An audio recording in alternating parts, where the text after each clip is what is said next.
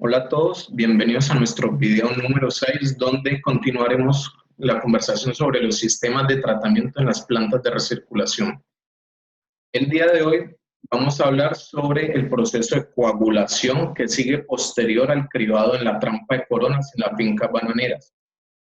La coagulación se define como una reacción química donde participa la sustancia coagulante y las partículas en suspensión para formar algo que se llama flux.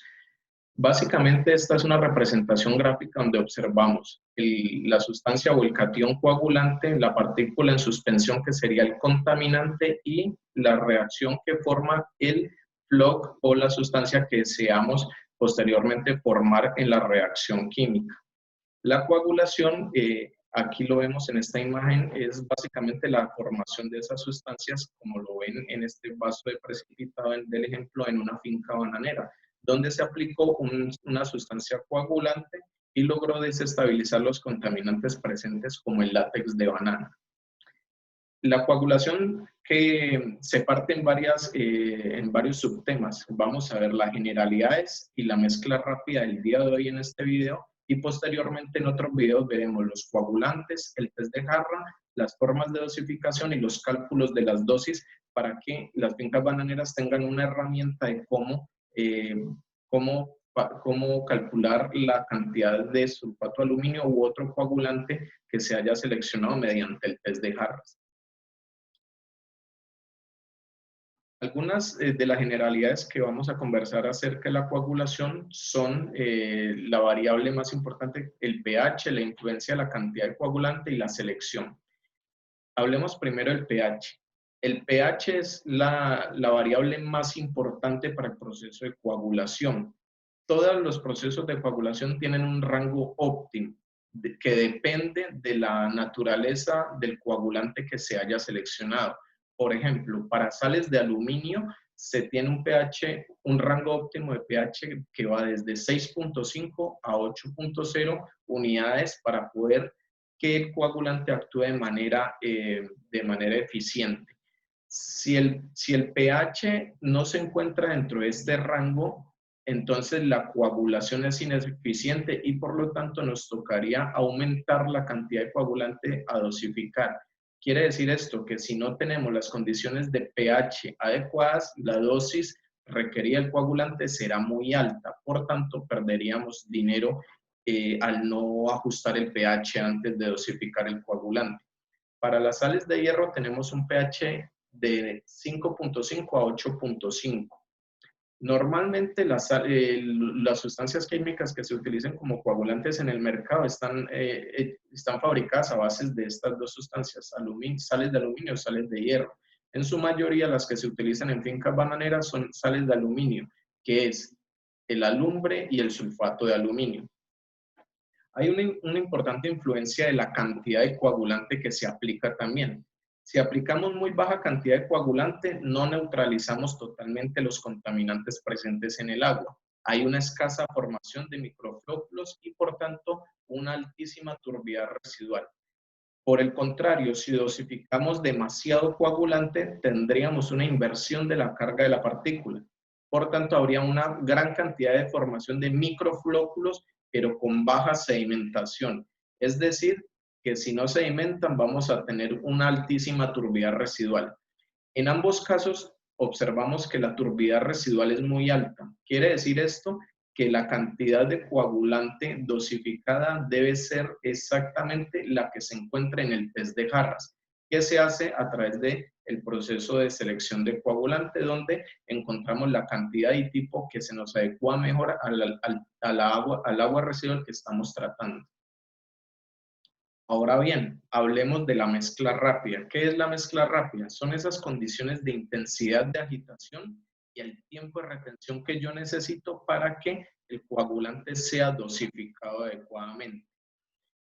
En resumen, la mezcla rápida es una alta turbulencia que nosotros buscamos en dispositivos mecánicos o hidráulicos para que el coagulante haga su efecto y haga una reacción química adecuada, como lo vemos en esta imagen, donde el catión coagulante se disuelve en el agua con carga positiva y ataca o reacciona mejor con las partículas contaminantes que son negativas.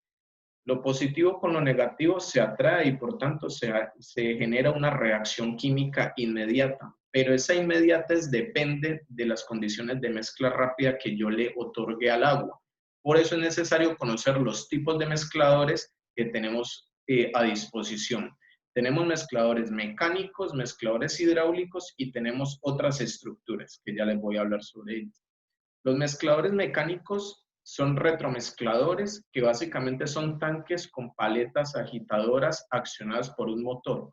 La desventaja de ellos es que es muy costoso su operación y su mantenimiento, porque se consume energía eléctrica y necesitamos detener la operación para poderle hacer un mantenimiento adecuado. Por eso no es común utilizarlos. Son muy comunes estos mezcladores mecánicos en reacciones químicas, por ejemplo, de plantas de mezcla de sustancias fitosanitarias, pero en coagulación no es común utilizarlos.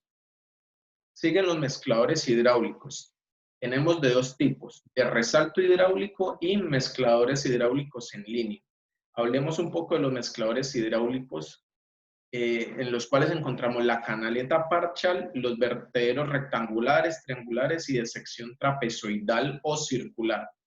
Estos de resalto hidráulico lo que me generan es una caída del agua en un punto determinado donde se genera alta turbulencia. Y los mezcladores hidráulicos en línea no son más que dispositivos que permiten inyectar dentro de una tubería la sustancia química. Por ejemplo, difusores o inyectores Venturi. En videos pasados veíamos cómo los inyectores Venturi los utilizamos en procesos de aireación para favorecer que el oxígeno atmosférico reaccione químicamente con el hierro y el manganeso del agua. Pues bien, estos inyectores Venturi también los utilizamos para dosificar sustancias químicas en el agua, es decir, lo conectamos a la tubería y se le insertan las mangueras donde no succiona aire, sino la sustancia química desde un tanque. Los inyectores Venturi lo que hacen es difundir esa sustancia química que tenemos ahí presente, por ejemplo, el sulfato de aluminio disuelto en agua. Lo que hace es succionar a través de su dispositivo de inyección esa sustancia en el agua para favorecer la reacción química. También tenemos como mezcladores otras estructuras, las TPVC y las rejillas, que ya hablaremos sobre ellas.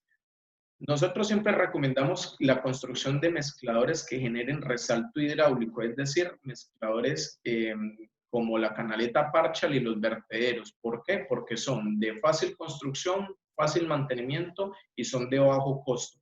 Y aparte de eso, estas estructuras me permiten también determinar en cualquier momento el caudal que está pasando por la planta de tratamiento. Es decir, se pueden graduar con rejillas que me permitan leer la cantidad, la columna de agua que está atravesando por ese momento. Y ese dato lo llevo a una ecuación y puedo encontrar fácilmente el caudal de la planta de tratamiento. Aquí encontramos la canaleta parcial. La canaleta parcial es una estructura que se puede construir en concreto o en fibra de vidrio o en acero, preferiblemente inoxidable. Lo que provoca es una estrangulación del canal y dirige el agua hacia un punto que se denomina garganta, en donde hay una caída del agua generando un resalto, como lo vemos aquí en la imagen. Ese resalto genera una altísima turbulencia en el agua y una mezcla instantánea entre el producto que estoy dosificando exactamente en este punto y el agua, y me genera una reacción inmediata. Aquí lo vemos. Pasemos a ver un video sobre un mezclador hidráulico tipo canaleta parche.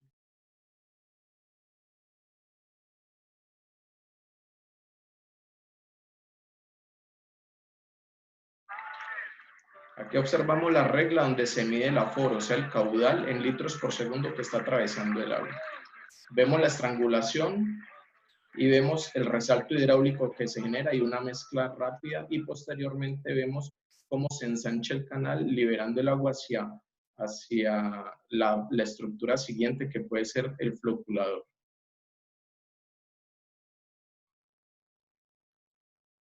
Encontramos también vertederos triangulares y rectangulares, que son los más comunes de construir. Los vertederos triangulares se utilizan para bajos caudales y los vertederos rectangulares son utilizados para caudales muy altos. Las fincas bananeras tienden a tener caudales muy altos, por lo que se puede recomendar la construcción de vertederos rectangulares.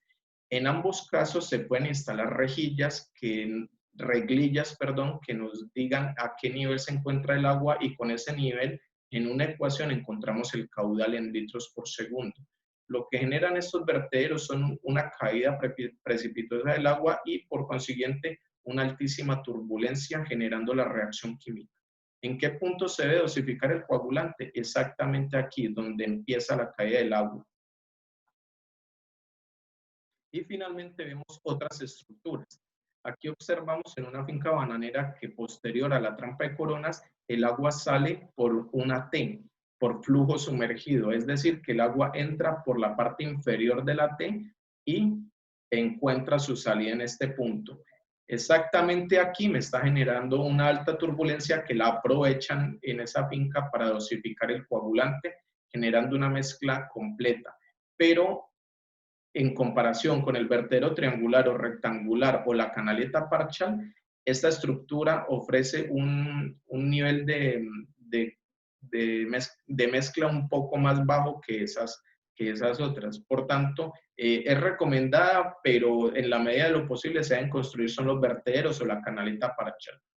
Otra estructura que tenemos aquí son las rejillas que están en la trampa de coronas. En este punto, si ustedes observan, hay una caída precipitosa del agua que me está generando una espuma. Esa espuma me indica que hay altísima turbulencia.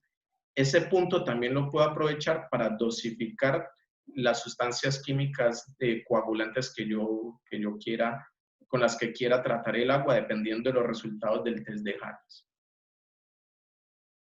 Hasta aquí va nuestro video del día de hoy. Próximamente tendremos un nuevo video donde hablaremos de los coagulantes y sus comparaciones. Muchísimas gracias por tu tiempo.